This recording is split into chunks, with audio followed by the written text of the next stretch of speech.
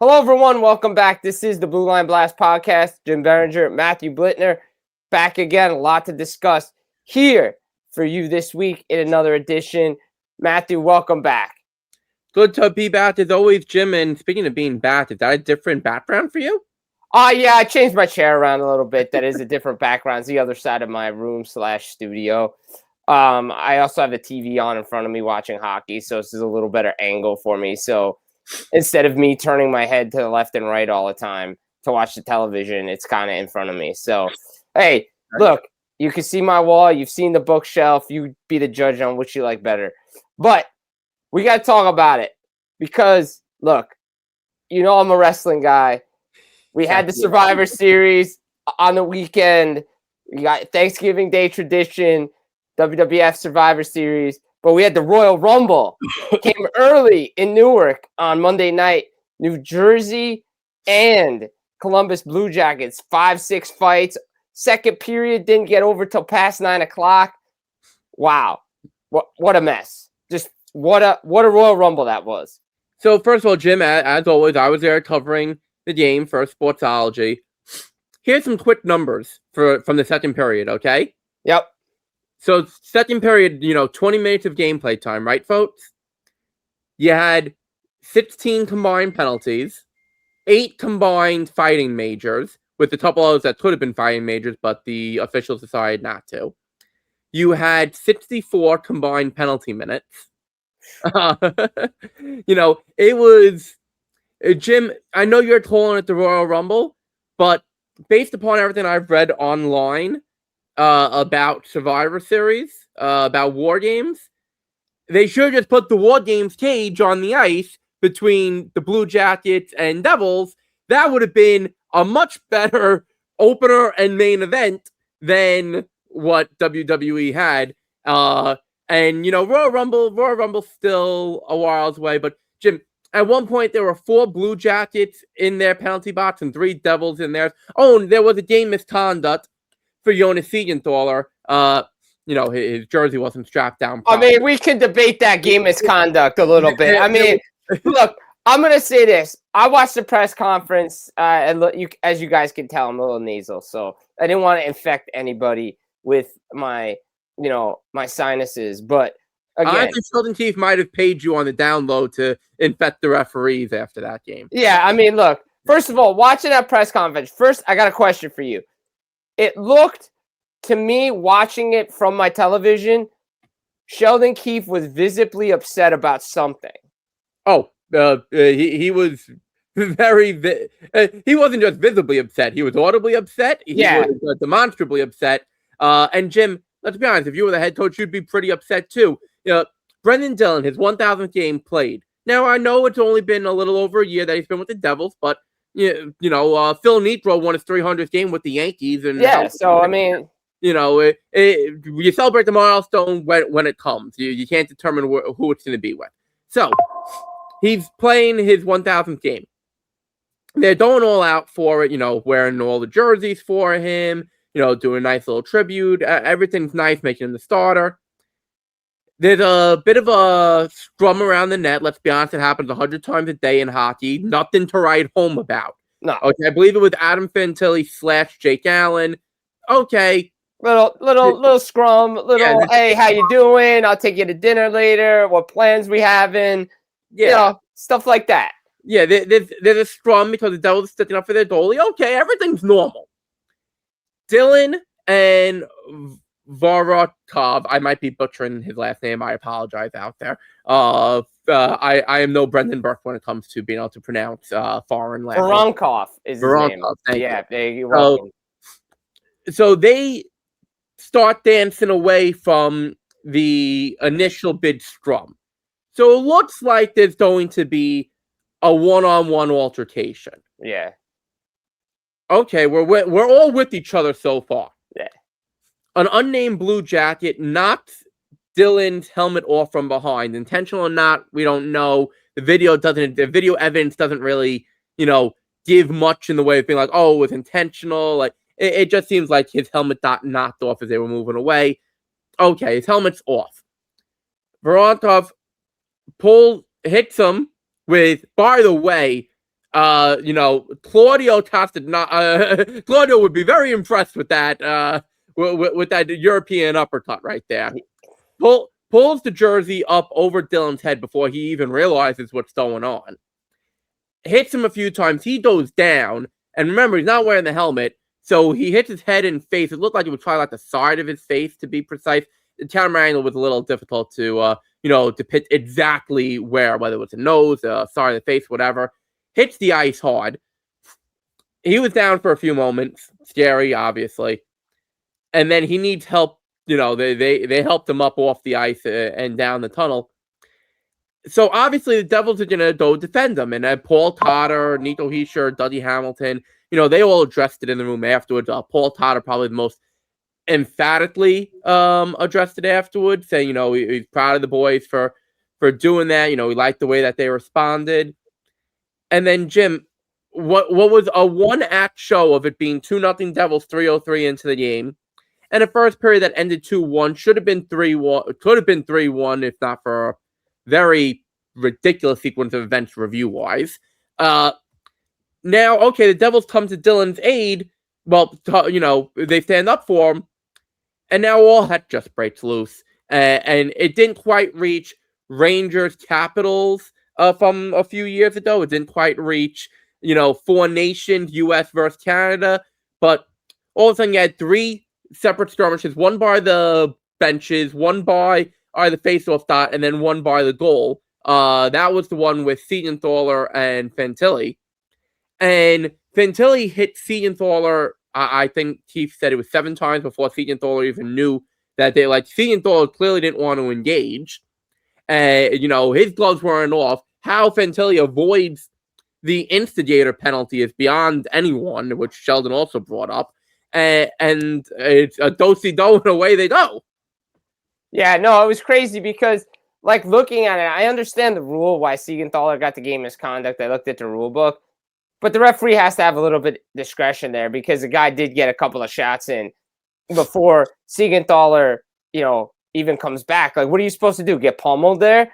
I think anybody in that situation is coming back and throwing some punches. But the referee throw them both out. You want to throw out Siegenthaler because technically he did break the rule? Okay, fine. Then throw out Fantilli too for the instigator. Right, exactly. You gotta balance it out here. And you're not gonna want to get pummeled as a player. You're gonna punch back. And I think Keith had some emphatic words for the official after that. I could clearly read lips. I know what he said, and he kept giving him the business. I was very surprised Sheldon Keefe didn't get tossed from this game. I think actually they were speculating about it on the broadcast that Sheldon was going to get tossed, and somehow he didn't. No, he didn't get tossed because the one referee, was very emphatic with his calls and decided, no, we're going to keep Sheldon in the game. But the issue was they kept going. Connor Brown and David Severson throwing cross checks left and right. There were a ton of skirmishes, ton of fights. There was some bad blood. It could get to 4 nations level come New Year's Eve when these two teams play each other again. Look, that's when we get the War Games cage out and just say match beyond with these two teams. No. That's when you get the Hell in the Cell cage out and you just it's the same difference. It doesn't matter because the original War Games cage has the roof. There's no roof in the WWE version. Original War Games, get it done. Hell in a Cell, just bad blood. These two teams do not like each other. Yeah, but they're going to have weapons on New Year's Eve. They're going to have sticks and stuff. Okay, War Games, last I checked, there's no weapons involved. Well, now there's weapons, so just remember that. Now, we're not condoning anybody using hockey sticks, pucks, or anything, but I expect to be some fighting. I expect to see some other people in the lineup that night that we didn't have on Monday night. And look, Columbus took advantage of some sloppy play by the Devils in the third period. 2 goals quickly, I believe 30 seconds. Maybe 34 seconds apart. 34 seconds apart. 40 and 7:14. Right. So, and then Allen makes a mistake when the Devils cut it to a 4-3 lead. Just a bad sequence of events. Devils can't hold their emotions in check, and I don't blame them. But you mentioned the questionable goaltender interference call. The right call was made, unfortunately, but how he got there took a long time. Yeah, no, look, I'm not questioning whether it was the right call. I fully agree, looking at the play, both in real time and on replay, that's goalie interference. I'm not questioning that. Yeah. I'm questioning. So, first, goalie Merzlikins is down. Okay, Right. then from there, you see the goalie clearly can't get to the puck, and Timo Meier puts the puck in after a protracted thing, and don't forget, right there behind the net. And So, don't forget, if you look at the replay really closely, Merzlikins is the one that actually kicks the puck to Timo Meier. yes. So, again, the officials right there, at no point during the initial live thing did I think, oh, this is a good goal. I thought the whistle should have blown, but obviously upon replay, you see that the puck is still live. So I understand why the whistle didn't blow and why the play continued until the puck was in the back of the net. All with you there. Then the officials huddle, confer. They took out the iPad, Jim. They didn't put on the headset. They took out the iPad. They looked it over. And they come back, and I quote, they said, "We have a good hockey goal," end quote. Columbus then challenges for goaltender interference. They go back to the iPad, put the headsets on, talk to the situation room, and they come back and say, "We have goalie interference, we have no goal." Jim, what? You couldn't possibly see anything different the second time around than you did the first time around. It's not like it was that messy of a play. How do you, I'm not questioning Columbus challenging for goaltender interference, but how is it that you get it wrong the first time when you look at the iPad?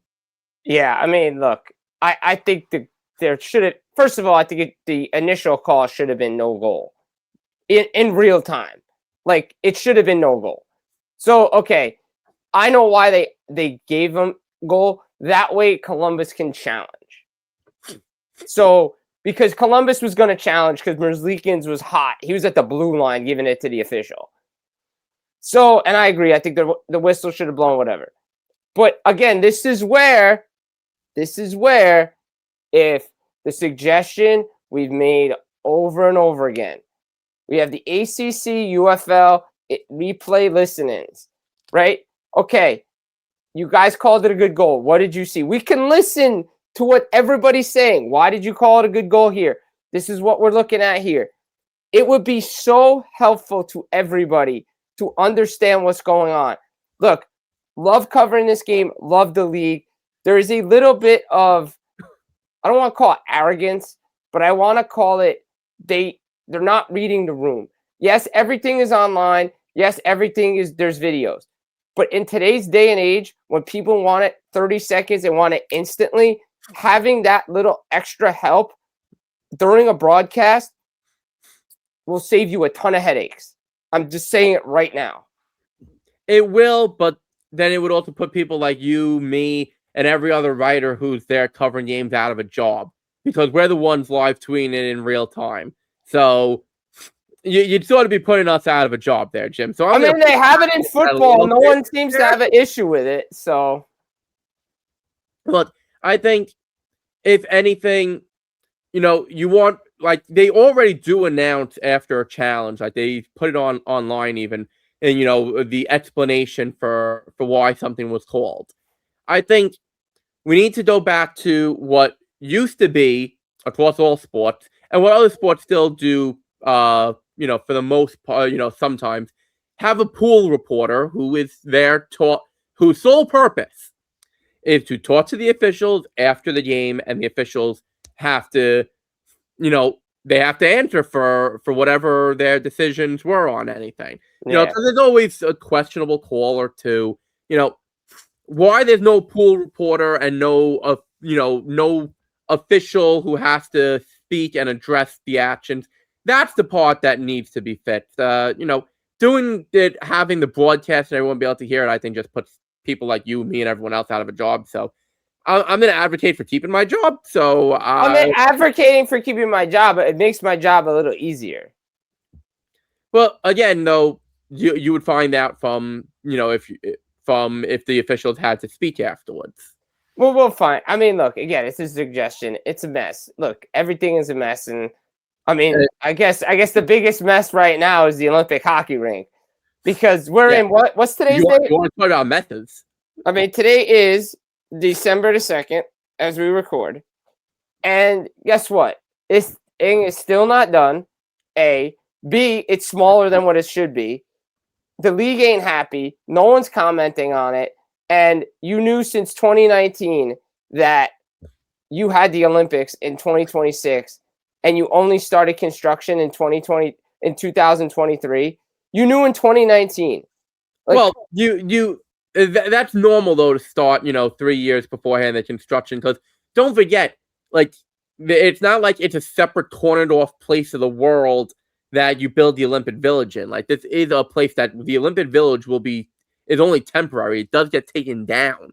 No, but I'm talking about the ice hockey facility. Right, but that's still part of the whole thing. Like, that's not something that's going to remain there for. Well, they were going to have an international event there. They were thinking about moving the ATP World Tour Finals to that building.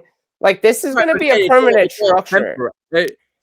It may be semi-permanent. Like, I'm not gonna be late. I'm not gonna go against, like, why didn't they start in 2019? Like, they know. I'm not saying start 2019, but I looked back at the Russian when the last time the NHL was in the Olympics.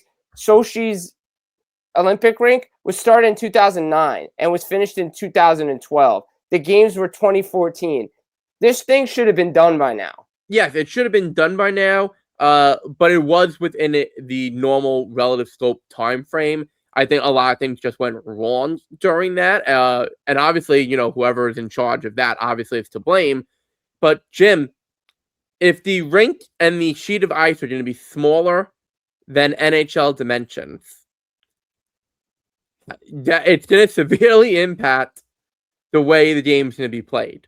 Yeah, okay. I mean, when you had the bigger international standard, it opened the game up more, and it showed off the skill. Now, remember, for all of you out there watching and listening, international hockey, physicality is not really part of it. There's no fighting. There's no, there's not even body checking. Let's be honest. It's a speed and skill game. It's not a rough and tumble like what in North America type of game. So the international sheet of ice, when it's bigger, lends itself to that. You want to play on the NHL sheet? Okay. There's plenty of speed and skill in NHL games. Not that big a deal. It's going to be small. First of all, how much smaller? And if it's really going to be... Yeah, and if it's going to be smaller, Jim, not only does that bring about the potential for more injuries, that's going to change the way the game's going to be played, and you can't possibly outrule... I know the rule is, like, there's no physicality allowed. You're going to have to change that. Because by happenstance, you're going to be cracking people into the boards if it's smaller. Yeah, I mean, I think it's a little lengthwise, but my reading of it was it's 3 feet shorter lengthwise, and the width is just a little bit off. But still, like... What are you going to play 4-on-4 for the entire game? What are we going to play, roller hockey in this thing? Like, what is this going to be, a speed and skill game? Everybody, like, look, I know there's international officials, NHL officials, but guess what? If we're going to have NHL players there, it should be all NHL officials, like, because these guys want to be physical. So I get it can't be. Because you have to have that mix, because not everybody has NHL players. However, this is a mess, because now the National Hockey League is put in a bind because they're said, okay, the players wanted to go, the league doesn't really want to go, but they bargained to go to set up this international calendar. They had this great 4 nations, but the fact of the matter is that the NHL is not involved. I understand they're invited guests, but you're telling me there was no backup plan? Like, evidently not. Somebody's got to be backing these dudes up. It's poor event management. That's what it is. It's poor event management by the IOC, by the IIHF. So those are the governing bodies for this. As you said, the NHL is just an invited. And I feel bad. You know who I feel? It's not the NHLers I feel bad for. I feel bad for women's hockey, because they're the first event that goes before the men's play. And they're going to potentially be guinea pigs. Because I was reading there was supposed to be a U20 Division B under-20 World Championships played in December, had to be moved to a different facility because it wasn't done. Look, it's really it's a black eye on the IOC and the IIHF.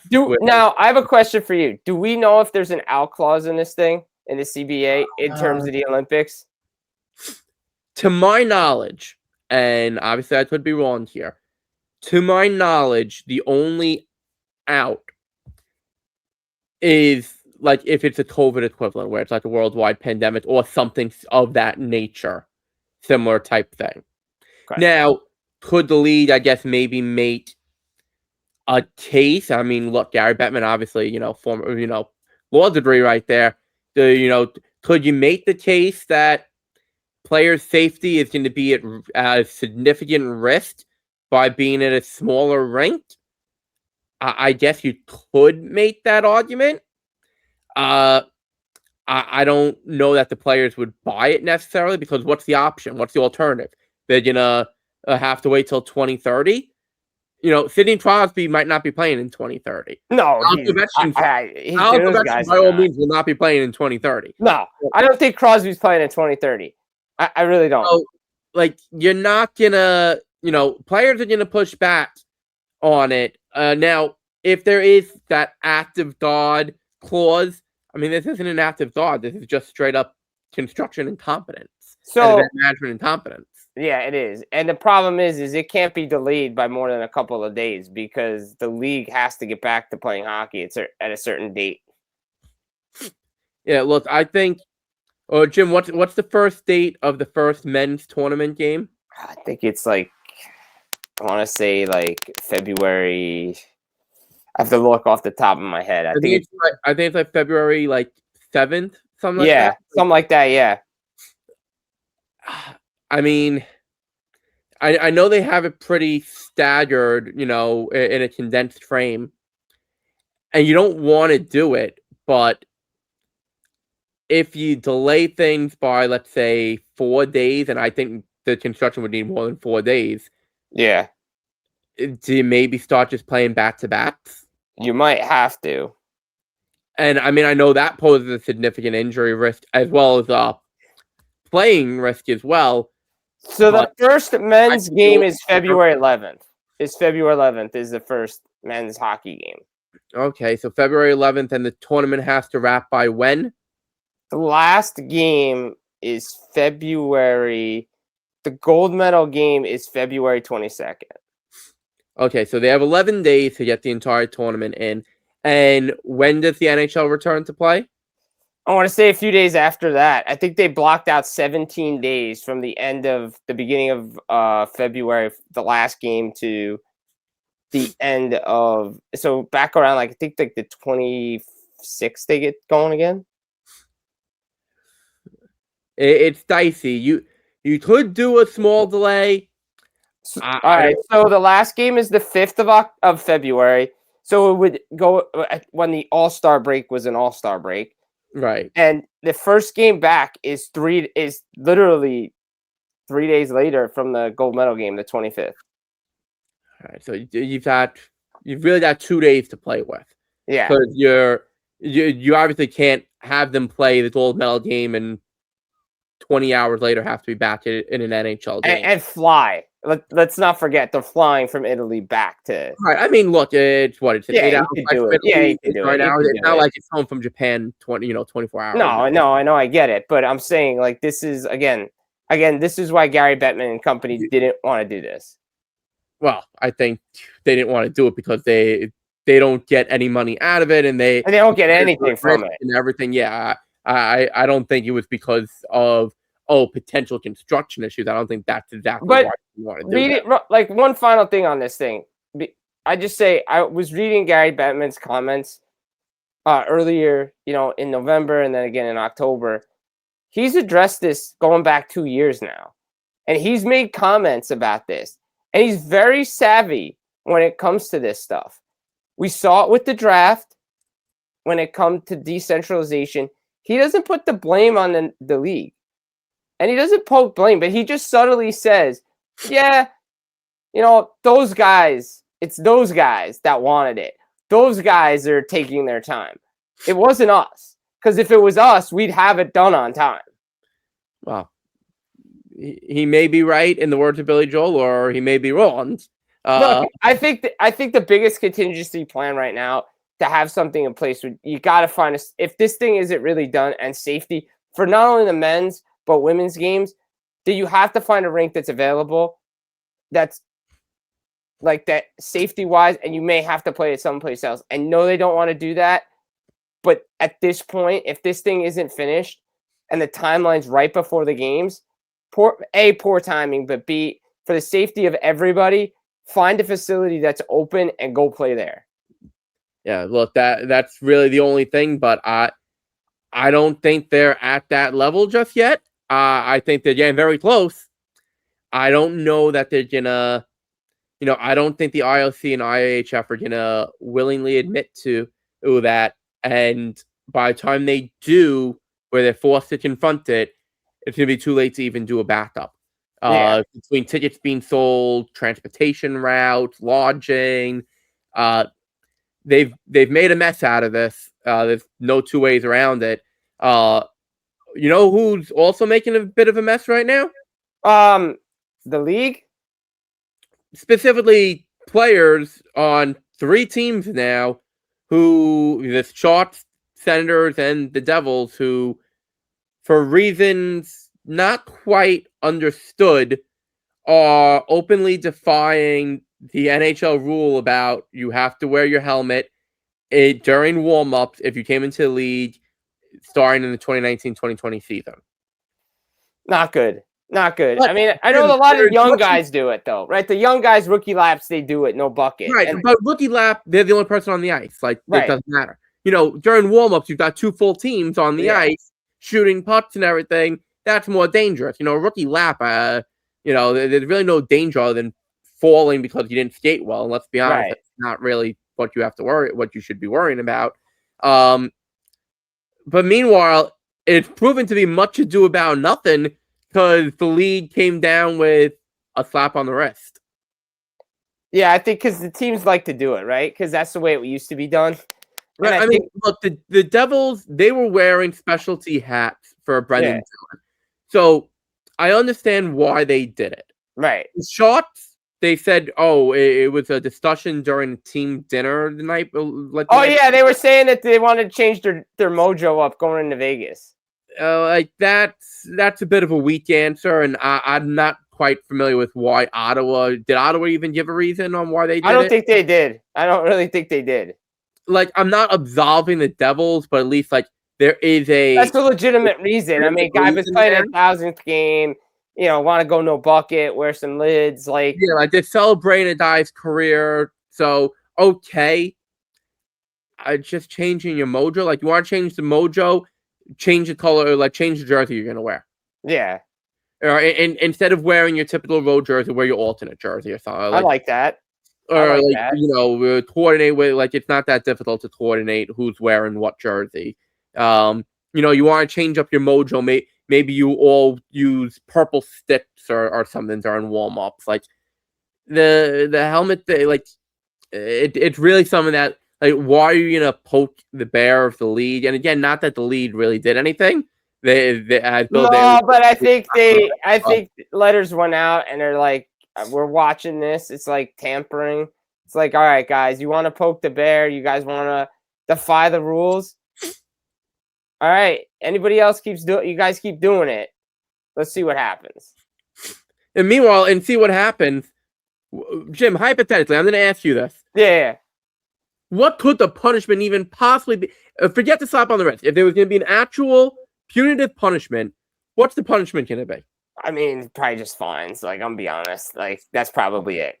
Okay, so the team's gonna get fined $100,000. I don't think they're gonna lose draft picks or anything like that. $100,000. Okay, the team, the players will say to the owner, "Hey, listen, you're worth $2.5 billion. Yeah. We wanted to do this.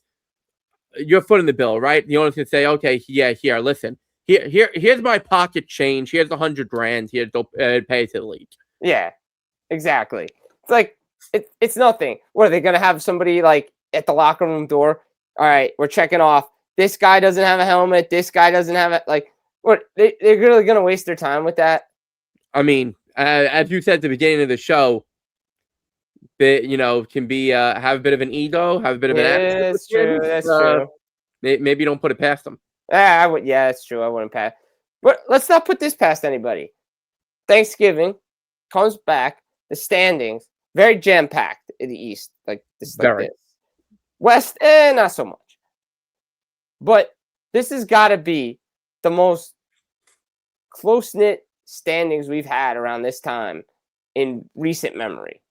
Oh, the parity is crazy. And for those of you out there who maybe you've been living under a rock and you haven't heard the stats thrown about every day for the last week, roughly 77% of teams in the wild card era of the NHL, so going back to 2013-14, roughly 77% of the teams who are in a playoff spot on American Thanksgiving end up holding on to a playoff spot and going to the dance come the springtime. Jim, this might be the year where that number takes a bit of a nosedive, just because of, as how you mentioned, the parity around the league. But I have the standings from that night pulled up. Okay. What do we got? So, the Atlantic Division, first place was Tampa. Right. Second place was Ottawa. Third place was Boston. Okay. The Metropolitan Division, New Jersey was in first. Carolina was in second. Washington was in third. Okay. The two wild cards, number one wild card was the Islanders. Number two wild card was Pittsburgh. Okay. Now, in the West, Central Division, Colorado was in first. Dallas in second. Minnesota in third. Okay. Out in the Pacific, Anaheim was in first. Vegas was in second. Seattle was in third. Los Angeles was the first wild card. Utah was the second wild card. Okay. So that's what the standings were. Right. Of those teams, for who's now currently still in a playoff spot, Tampa's still in a playoff spot. Boston's still in a playoff spot. Montreal's still in a playoff spot. Carolina's still in a playoff spot. New Jersey's still in a playoff spot. Washington's still in a playoff spot. Pittsburgh's still in a playoff spot. Philadelphia has overtaken the Islanders by 2 points at the moment. Obviously, 2 points can, that can be traded back and forth a million times between now and the end of the season. Right. Colorado's still in first. Dallas is still in second. Minnesota's still in third. That doesn't change. Anaheim's still in first. Los Angeles has moved up to second. Vegas is now in third. Seattle is the number 2 wild card. San Jose has jumped to the number 1 wild card. And Utah has fallen 1 point back in the race. That's a lot of math right there. It's a lot of standings. If I have to look at it and I had to say something, I'd probably say Philadelphia in the East is definitely coming out of this thing. Oh, absolutely. I just don't think they can sustain it like the rest of the way. I can't discount what Pittsburgh's done because they have Sidney Crosby and having a career season. He's on pace for 55 goals. He's 38 years old. Right. So, I mean, as much as I think the Penguins could fall out of this thing, I don't see it. And as for the division, the Metro, I don't think is changing. I think it's going to be Carolina, New Jersey, Washington, put it in any order. Unless the Devils go on some complete no spin through the month of December, I still see them in the playoffs.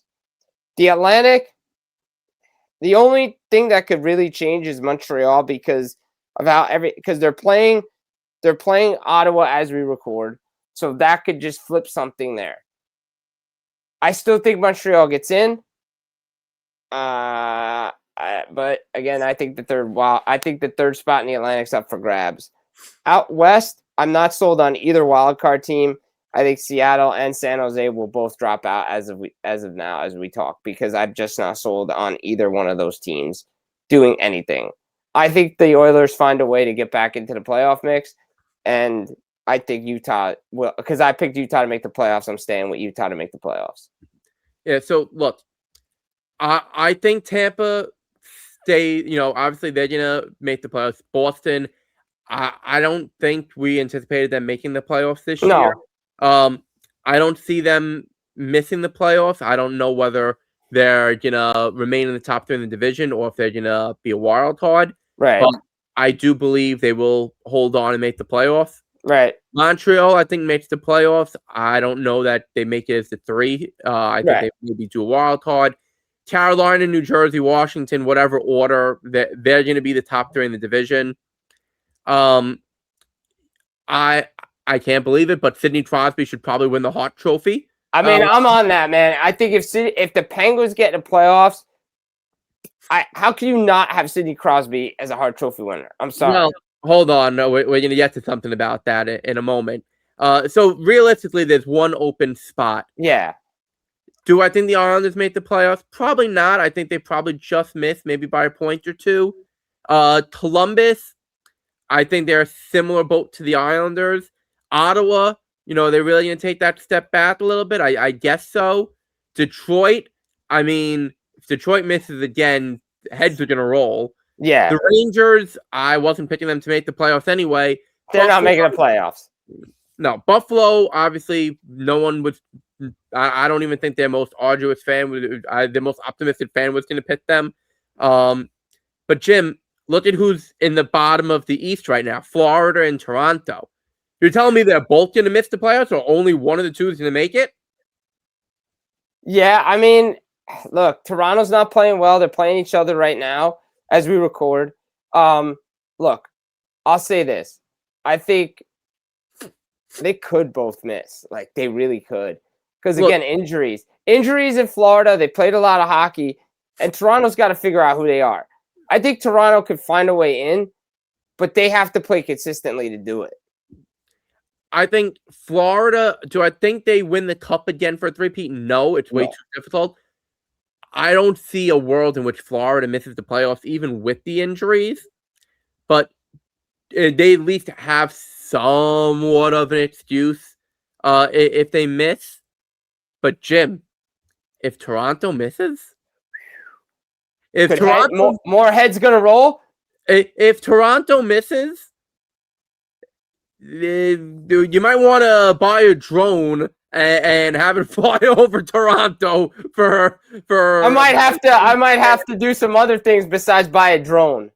You might have. Well, I'm saying a drone because you're not going to want to be physically there. No. It could be very, very dangerous for personal safety. Yeah.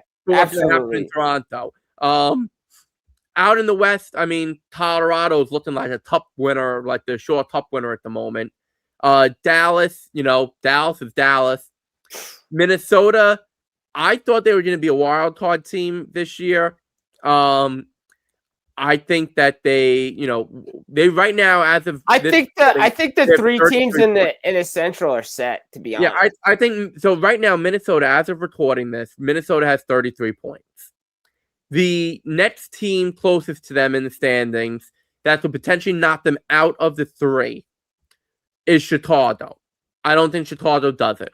So I think Minnesota stays there. The Pacific is where things get a little wonky in my opinion. I like wonky. I think Los Angeles makes the playoffs. I don't think they end up as the 2, but I think they make the playoffs. Vegas is going to make the playoffs. I don't see them falling out of that. I'm not sold yet, and maybe it's blasphemous to say it. I'm not sold yet on the Ducks holding on to a playoff spot, especially with some of the injuries, especially to goalies and everything right now. I don't know that Anaheim can hold on to a playoff spot. But, I mean, points-wise, they are looking pretty good right now. I mean, they're 6 up on Chicago, who is, would be the 9th seed at the moment. So, I guess Anaheim, I don't see Anaheim winning the division. No. But I do think Anaheim could be a bit of a wild card in terms of whether they stick in the playoffs or not. San Jose, I mean, they're the number 1 wild card as of this recording. Jim, it's difficult to believe that San Jose might make the playoffs again this year. And if they do, honestly, like that could be a very dangerous team. They could pull like an 88 Devils, who made the playoffs for the first time and go all the way to the conference final. If They that could. happened. I mean, they could. They got the talent. Why not, right? They could. Seattle, I don't think stays in the race. I think that's where Edmonton obviously will come back into play. Maybe Anaheim falls into a wild card. Edmonton goes into a top 3. Or maybe Anaheim somehow sticks in the top 3. Edmonton gets a wild card. I can't believe Utah's gonna would miss, but I guess it's potential right there. I mean, Winnipeg, we haven't even spoken about Winnipeg yet. Winnipeg right now would be 9, 10, 11, would be the 12th seed. I mean, it all depends. Like, they have to survive this injury to Connor Hellebuck. They're not proving they can do that right now. Yeah, that could very well sink their season. That's why I'm saying I think the Central is set top 3-wise, because unless Hellebuck comes back and is playing at that Hart Trophy level, like, he just had surgery. I don't expect him to come in and be like all time right away. Like, it may take him a few months to get back in shape. Well, I don't know about a few months. It's a fairly routine surgery. Yeah, but Vasilevsky had back surgery, and everybody's like, "Oh, he's gonna come back, and the Lightning will be fine." Right, but Vasilevsky had a major surgery. Hellebuck, by all reports, had a fairly routine cleanup surgery. Yeah, but I mean, surgery is surgery, and again, moving and stuff. It's different on a goalie than a player. Yes. St. Louis, I think you can put a pitchfork in them. Shout out to Close the book. Close the book on Kellner. He's finished. Let's go. Yeah, Vancouver. I mean, I was saying Vancouver was going to finish second to last, and right now they're third to last. So you're not far off. Yeah, Calgary's a mess. Oh, by the way, Jim, did our show age poorly from last week or what? With the extensions that they gave Conroy and Maloney and a number of other front office. I don't know about that extension for Maloney, but okay. Like, I still think there's some dysfunction in that management staff. Well, clearly, if they're giving a dysfunctional staff a whole bunch of extensions, and then Nashville's in last right there. So I can see a couple of teams maybe changing it there. Out in the West, maybe one team changing in the East. But yeah, Jim, this is going to be a weird one. And as I said before, I alluded to here, and this is not my initial thought. I did see this on Twitter. I don't remember who. It is a fellow hockey media person, so I want to give that person as much credit as I can. If the San Jose Sharks make the playoffs, Macklin Celebrini's the Hart Trophy winner, not Sidney Crosby. I mean, look, if Crosby gets into the playoffs, Macklin Celebrini gets into the playoffs, and probably McKinnon McCarr will be the other one or whoever. Those guys will be on my ballot. That would be fine by me if Celebrini won.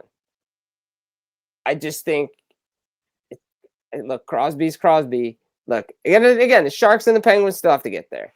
But neither answer is wrong, in my opinion. No, neither answer is wrong. But what could be wrong is saying, "Oh, this team's definitely going to stay," or "This team's definitely not." You have to tune in and find out and watch the games, and you're probably going to have to wait till April. Let's be honest. And you're going to have to follow along the Blue Line Blast podcast every week. Oh, always, because the up-to-date standings, up-to-date talk. This is where it's at, guys. You got to follow along ahead of the times, as always, with the Blue Line Blast podcast. Come on. What are you doing? You know what to do. Subscribe, like, follow, do all that stuff, right, Matt? Absolutely, Jim. And, take us home on this cold, wintry night. Yeah, guys, Blue Line Blast podcast, another great episode with Matthew Blittner and myself, Jim Biringer. Guys, follow along, like, subscribe, comment on the videos. We appreciate everybody. We'll be back again next